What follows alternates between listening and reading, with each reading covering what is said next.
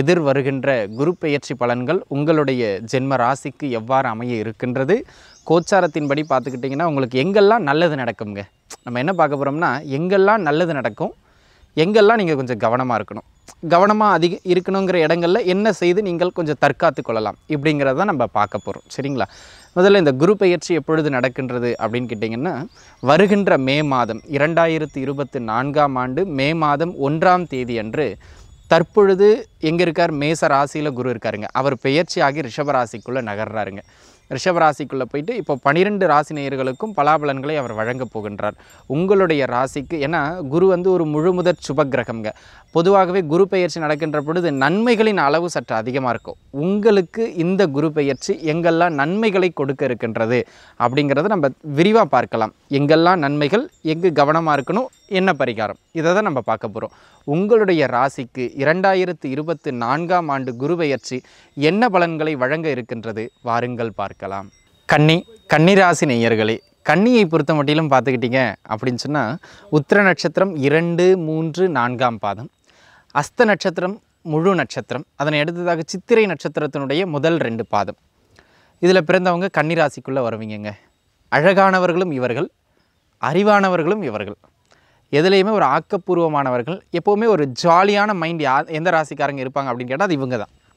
இப்பேற்பட்ட ஒரு இயல்பான மனிதர்கள் கன்னிராசியில் பிறந்தவங்க. இவங்களுக்கு இந்த குருவின் பெயர்ச்சியில் சாதகமற்ற இடம்னு சொல்லக்கூடிய கடந்த ஓராண்டுகளாக பிரச்சனைகளை அதிகமாக கொடுத்து கொண்டிருந்த குடும்ப ரீதியாக, உடல்நல ரீதியாக, பொருளாதார ரீதியாக ஒரு 1-1.25 வருடமாக தொந்தரவுகளை கொடுத்து கொண்டிருந்த 8ஆம் இடத்தில் இருந்த குரு பகவான் தற்பொழுது பெயர்ச்சியாகி 9ஆம் இடத்திற்கு நகருகிறார். 9ஆம் இடத்துல ஒரு நல்ல இடத்திற்கு நகர்வு பெற்று ராசியையே பார்க்கிறார். அது ஒரு சிறப்பான ஒரு அமைப்பு. ராசியை பார்க்கிறார், ராசிக்கு 2ஆம் வீட்டை பார்க்கிறார். இதெல்லாம் அதாவது அவருடைய ராசியை பார்க்கிறார், ராசிக்கு 3ஆம் வீட்டை பார்க்கிறார், ராசிக்கு 5ஆம் வீட்டை பார்க்கிறார். நல்ல பாவகங்களை குரு பார்வை செய்கிறார். நல்ல இடத்துல அமர்ந்து நல்ல ஒரு பாவகங்களை அவர் பார்வை செய்வது ஒரு மிகப்பெரிய ஒரு யோக அமைப்பு. அந்த விதத்தில் இந்த குருவின் பெயர்ச்சியில் கன்னிராசி நேயர்களுக்கு எங்கெல்லாம் நன்மைகள் நடக்கும் அப்படின்னு கேட்டுக்கிட்டிங்கன்னா, அன்பு நண்பர்களே, முதல் அமைப்பாக திருமண அமைப்புகள் கைகூடி வருகின்ற ஒரு சிறந்த காலகட்டமாக இது அமையப்பெறுகின்றது அப்படிங்கிறத மனசில் வச்சுக்கிடுங்க. சுப நிகழ்வுகள், நீண்ட நாளாக எந்த சுப நிகழ்வுகள்லாம் நடக்க இருந்து அது தடப்பட்டு போயிருந்ததோ அந்த சுப நிகழ்வுகளெல்லாம் நடைபெற்று முடிகின்ற ஒரு ஆக சிறந்த காலமாக இந்த ஓராண்டு காலகட்டம் உங்களுக்கு அமையப்பெறுகின்றது அப்படிங்கிறத மனசில் வச்சுக்கிடணும். அதனை அடுத்ததாக பார்த்துக்கிட்டிங்க அப்படின்னு நண்பர்களே, குறிப்பாக திருமணமும் குழந்தை பாக்கியமும் இது ரெண்டும் யாருக்கெல்லாம் இடர்பாடாக இருந்ததோ அவர்களுக்கெல்லாம் அந்த திருமண அமைப்பும் கைகூடி வந்துடும். குடும்பத்தில் குறிப்பாக குழந்தை சத்தமே கேட்கல, மழலை மொழி கேட்கின்ற காலமாக இந்த காலகட்டம் கன்னியாராசி நேயர்களுக்கு அமையப்பெறுகின்றது அப்படிங்கிறதுல எந்த விதமான மாற்று கருத்தும் கிடையாதுங்க. அதனை எடுத்ததாக உத்தியோக மாற்றம். யாரெல்லாம் இருக்கிற கம்பெனியில் ஒன்றும் முன்னேற்றம் இல்லைங்க, நான் ஒரு ஃபாரின் போகலான்னு இருக்கேன், இல்லை வேறு கம்பெனி ட்ரை பண்ணலான்னு இருக்கேன், அந்த மாதிரி யாரெல்லாம் முயற்சிச்சுக்கிட்டு இருக்கீங்களோ அவர்களுக்கெல்லாம் அந்த உத்தியோக மாற்றங்களை ஏற்படுத்தி கொடுக்கக்கூடிய ஒரு ஆகச்சிறந்த காலமாக இந்த காலம் அமையப்பெறுகின்றது அப்படிங்கிறதுல எந்த விதமான மாற்றமும் கிடையாது. தகப்பனார் உறவோடு கடந்த காலங்களில் சில கசப்புக்கள் அல்லது தகப்பனாரை விட்டு வெளியில் விலகி இருக்க வேண்டிய ஒரு சூழ்நிலை, இந்த மாதிரியான அமைப்புகளில் இருந்தவர்களுக்கு கூட தகப்பனாரோடு இணங்கி பழகுகின்ற, தகப்பனாரோடு மீண்டும் பேச்சுவார்த்தை நடத்துகின்ற ஒரு நல்ல அமைப்பு கிடச்சிரும். பூர்வீக சொத்துக்கள் நண்பர்களே, பூர்வீக சொத்துக்களில் இருந்த வில்லங்கங்கள்லாம் மடமடமடன் குறைஞ்சி பேசி தீர்த்து ஒரு பைசல் பண்ணிடுவாங்க. ஒன்றும் கவலைப்பட்டுக்க வேண்டிய அவசியம் கிடையாது. உங்களுக்கான பங்கு பூர்வீகத்திலிருந்து வர வேண்டியது வந்து சேரும். பூர்வீகத்திலிருந்து அடிக்கடி நற்செய்திகளை கொண்டு வந்து சேர்க்கின்ற ஒரு காலகட்டமாக இந்த ஓராண்டு குரு பெயர்வு காலகட்டம் உங்களுக்கு அமைகிறது. 24 மேலிருந்து 25 மே வரையிலும். ஆக இந்த ஒரு வருட காலகட்டம் இந்த குருவின் பெயர்ச்சி உங்களுக்கு ஆகச்சிறந்ததாக அமைகின்றது. அதேபோல் குறிப்பிட்ட அன்பு நண்பர்களே, இந்த மறுமணத்திற்காக யாரெல்லாம் முயற்சித்து கொண்டிருந்தீர்களோ அவர்களுக்கு இந்த காலகட்டம் மறுமண அமைப்புகளையும் ஏற்படுத்தி கொடுக்கும். அதற்கு நீங்கள் தாராளமாக முயற்சிக்கலாம். சரிங்களா? அதேபோல் குலதெய்வ வழிபாடு செய்து குலதெய்வத்தினுடைய அருளை பெறுவதற்கு, குலதெய்வமே தெரியாமல் இருந்தவங்க பிரசன்னம் பார்த்தோ அல்லது தெய்வ வாக்கு கேட்டோ உங்களுடைய குலதெய்வம் யாருன்னு உறுதிப்படுத்தி கொள்வதற்கு இந்த காலகட்டம் ஒரு சிறப்பானது, ஒரு நல்ல காலகட்டமாக அமைகின்றது அப்படிங்கிறதையும் நீங்கள் புரிஞ்சுக்கிடணும். அது ஒரு நல்ல அமைப்பாக உங்களுக்கு அமையும். சரிங்களா? அதனை அடுத்ததாக பார்த்துக்கிட்டிங்க அப்படின்னா அன்பு நண்பர்களே, எது உங்களுக்கு இன்னுமே நல்ல மேன்மைகளை கொடுக்க போகின்றது அப்படின்னு கேட்டிங்கன்னா, நீண்ட நாளாக ஒரு சொத்து இருக்குது அல்லது ஒரு பொருள் இருக்குது, அதை விற்கணும்னு நானும் முயற்சி எடுத்துக்கிட்டு தான் இருக்கேன், ஆனால் விற்க முடியல அப்படிங்கிற பிரச்சனை யாருக்கெல்லாம் இருக்கோ, விற்க முடியாத சொத்துக்களை விற்பதற்கு இந்த காலகட்டம் சிறப்பான காலகட்டம். பண்ணுங்கள். வீடு மாற்றம், மனை மாற்றம் யாரெல்லாம் செய்யணும்னு நினச்சிக்கிட்டு இருக்கீங்களோ அவர்களுக்கு மனை மாற்றம் செய்வதற்கு இந்த காலகட்டம் சிறந்த காலகட்டம். முயற்சி பண்ணுங்கள், தாராளமாக கிடச்சிரும். அதனை அடுத்ததாக பார்த்துக்கிட்டிங்க அப்படின்னு சொன்னால் அன்பு நண்பர்களே, சகோதர உறவுகளோடு இருந்து வந்த கசப்புக்கள் விலகுகின்ற காலகட்டம். சகோதர உறவுகளோடு மீண்டும் வந்து ஒன்றாக சேருகின்ற ஒரு நல்ல காலகட்டம். அதேபோல் தொலைதூரங்களில் இருக்கக்கூடிய ஸ்தலங்களுக்கு போயிட்டு வர்றது, நேர்த்தி கடன்களை போய் முடிச்சுட்டு வர்றது, இவை அனைத்திற்கும் இந்த காலகட்டம் ஆகச்சிறந்த மேன்மைகளை உங்களுக்கு வழங்கும் அப்படிங்கிறதுல எந்த விதமான மாற்று கருத்தும் கிடையாது. அந்த வகையில் இது ஒரு சிறப்பு. நேர்த்தி கடன்களை முடித்து விடுவீர்கள் அப்படிங்கிறது ஒரு நல்ல அமைப்பு. உத்தியோகத்தில் பெரிய பொருள் வளர்ச்சி அடைவதை காட்டிலும், தொழிலில் ஒரு பெரிய பொருள் வளர்ச்சி அடைவதை காட்டிலும் நல்ல பெயர் பெறுவீர்கள். உங்களுடைய தொழில், உங்களுடைய உத்தியோகம் உங்களுக்கு ஒரு நல்ல பெயரை பெற்றுக் கொடுக்கும் அப்படிங்கிறதுல எந்த விதமான மாற்றமும் கிடையாது. உயர்கல்வி நண்பர்களே, உயர்கல்வி இதுதான் படிக்கணும்னு ஆசைப்பட்டேன், முடியலை.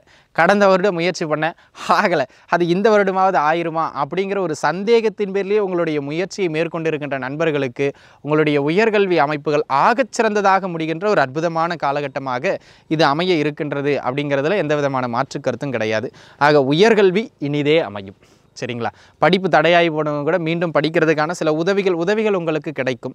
அரசாங்க வழியிலிருந்து கிடைக்க வேண்டிய தடைபட்டிருந்த சில விஷயங்கள் எல்லாம் இந்த காலகட்டத்தில் கிடைக்கக்கூடிய ஒரு அமைப்பு உங்களுக்கு உண்டு. அதேபோல் வயதான கன்னியாராசி நேயர்களுக்கு உங்கள் குழந்தைகள் வழியிலிருந்து சில நன்மைகள் உண்டு. குழந்தைகள் வழியிலிருந்து சில நன்மை உண்டுங்க. அந்த விதத்தில் இது ஒரு சிறப்பான காலகட்டம். வேலை அமைப்புகளில் இருக்கிறவங்களுக்கு வேலை மாற்றம் சிறப்பு. வேலையில் நல்ல பெயர் பெறுவீர்கள். ஒரு சிலருக்கு சின்னதாக ப்ரமோஷன்ஸ் கிடைக்கிறதுக்கான வாய்ப்புகள் மிக அதிகம். தொழில் செய்து கொண்டிருப்பவர்களுக்கு தொழில் இனிதே நகர்கின்ற காலகட்டம். ஓரளவு நல்ல வருமான ஓட்டத்தை ஏற்படுத்தி கொடுக்கக்கூடிய நல்ல காலகட்டமாக இது அமையப்பெறுகின்றது. அதில் ஒன்றும் மாற்று கருத்தே கிடையாது. ஆக அன்பு நண்பர்களே, தொழில் அமைப்பு, உத்தியோக அமைப்பு, திருமண அமைப்பு, புத்திரபாகிய அமைப்பு, கடன் தொந்தரவுகள் தீர்வது, ஆரோக்கியம் மேம்படுவதுன்னு சகலத்திலும் வெற்றிகளை மட்டுமே, மேன்மைகளை மட்டுமே கொடுக்கின்ற ஒரு குருவின் நகர்வாக இந்த குருவின் நகர்வு உங்களுக்கு அமையப்பெறுகின்றது அப்படிங்கிறதுல எந்த விதமான மாற்று கருத்தும் கிடையாது. ஆக கன்னிராசி நேயர்களுக்கு கிட்டத்தட்ட 75% நன்மைகளை மட்டுமே வழங்குகின்ற ஒரு குருவின் பெயர்வாக இந்த குரு பெயர்வு அமையும் அப்படிங்கிறதுல மாற்று கருத்து கிடையாது. சரிங்க, இதெல்லாம் நன்மைகள். எங்கே கவனமாக இருக்கணும் அப்படிங்கிறத கேட்பீங்க. ஏன்னா எங்கெல்லாம் நன்மைகள் நம்ம சொல்லிட்டோம், பெரும்பான்மையான இடங்கள் உங்களுக்கு நன்மை தான். ஆனால் சில இடங்களில் கொஞ்சம் கவனித்து இருக்கணும் அப்படிங்கிறதுலேயும் மாற்று கருத்து கிடையாது. அது எங்கெங்கெல்லாம் கவனிச்சிருக்கணும்? ஜென்மத்திலேயே கேது இருக்கார், ஆனாலும் பரவாயில்ல, குருவின் பார்வை இப்போ கிடைக்கும். அதாவது உங்கள் ஜென்ம ராசிக்கு 7ல் ராகு இருக்கார். முதல் விஷயம் குடும்ப வாழ்க்கை. கணவன் மனைவி கிட்ட தேவையில்லாத கருத்து வேறுபாடுகள், அப்பப்போ கொஞ்சம் முட்டிக்கிறது, சண்டை சச்சரவு ஏற்படுறது, இதெல்லாம் வரும் ஒன்றும் பண்ண முடியாது. வர்றதை நம்ம தடுக்க முடியாது. ஆனால் 9ஆம் இடத்திற்கு வருகின்ற குரு பகவான் அவை அனைத்தையும் ஒரு கட்டுப்பாட்டுக்குள் வைப்பார். அதுலேயும் மாற்று கருத்து கிடையாது. ஆக பிரச்சனைகள் மலை போல் வந்தாலும் அதை குரு பனி போல் விலக்கி விடுவார். ஆனால் அதுக்கு நம்ம வாயை வச்சுட்டு சும்மா இல்லாமல் படபடன் பேசி விட்டுட்டோம் வாழ்க்கை துணையோடனா பிரச்சனையை பெருசு பண்ணி விட்டுருவார். சரிங்களா? ஆக வாழ்க்கை துணையோடு கவனமாக இருக்கணும். முதல் விஷயம்.